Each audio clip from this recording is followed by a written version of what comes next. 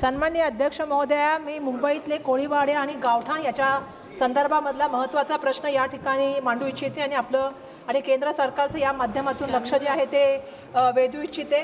मुंबईत राहणारे जे कोळी आणि आगरी बांधव आहेत ते मुंबईचे आद्य नागरिक आहेत, पहिले नागरिक आहेत सन्माननीय अध्यक्ष महोदया, आणि जवळपास 400 वर्ष ते मुंबईमध्ये स्थायिक आहेत। त्यांचा पारंपरिक पद्धतीने व्यवसाय आणि त्यांची घरं त्या ठिकाणी आहेत आणि पारंपरिक वस्तीच्या असलेल्या या घरांना शहरी नियोजनामध्ये सन्माननीय अध्यक्ष महोदया जे आहे ते शहरी गाव असं म्हणतात।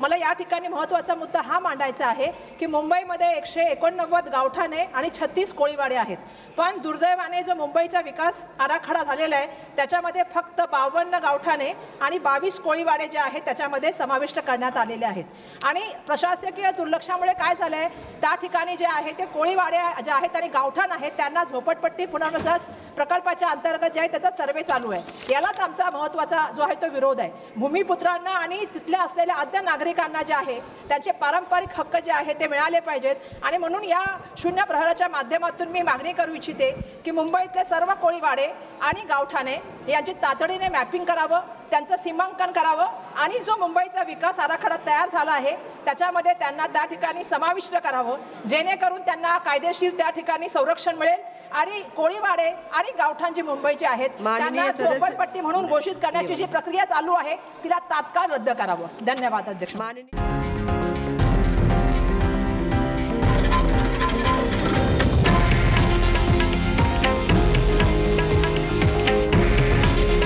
हे आहे देशातील नंबर 1 न्यूज नेटवर्क आणि आपण पाहत आहात TV9 मराठी। काळजी तुमची, हित महाराष्ट्राचं।